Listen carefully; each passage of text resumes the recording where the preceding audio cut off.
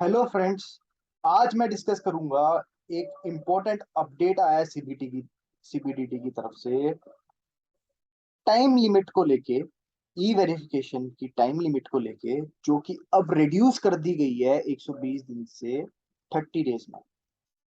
तो हम ये बात ई वेरिफिकेशन की बात कर रहे हैं। अगर हमने रिटर्न फाइल की है इलेक्ट्रॉनिकली, अगर फिजिकल फॉर्म में पेपर फॉर्म में करी है, तो जो पुराने प्रोविजन थे जिसमें हमें 120 दिन के अंदर जो फिजिकली कॉपी थी वो सीपीसी बेंगलोर भेजनी पड़ती थी, वो स्टिल अभी भी एग्जिस्ट करती है।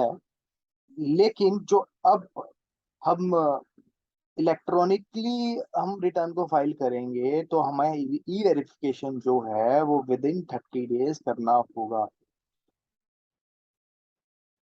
इस अमेंडमेंट का क्या फर्क पड़ा है, क्या इम्पैक्ट पड़ा हुआ है कि जो अगर हम 30 डेज के बियॉन्ड जाते हैं, ई वेरिफिकेशन करते हैं, तो आपकी रिटर्न फाइल डेट जो है वो ई वेरिफिकेशन जब भी हमने की होगी तो वो मानी जाएगी रिटर्न फाइल डेट।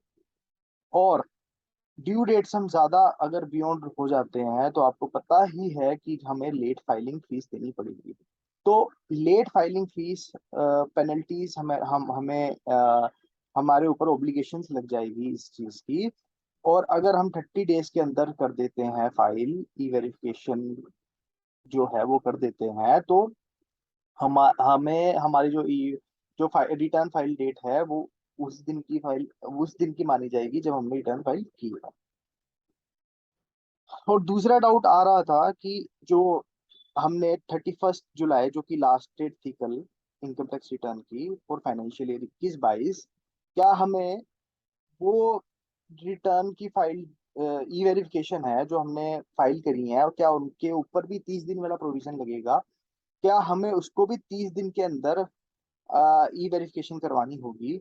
तो मेरा पर्सनल इंटरप्रिटेशन है कि अगर हम उसको 30 दिन के अंदर करवा देते हैं तो बेस्ट है। अगर नहीं होता तो ये लिखा हुआ, it is clarified that where the return date is electronic transmit before date on the this notification comes into this effect, the earlier time limit of 120 days would continue to apply in respect of such term। तो simply ये बोल रहे हैं कि 120 days वाली provision ही लगी थी उनके ऊपर, तो 120 दिन के अंदर वो करवा लेते हैं तो भी कोई दिक्कत नहीं है।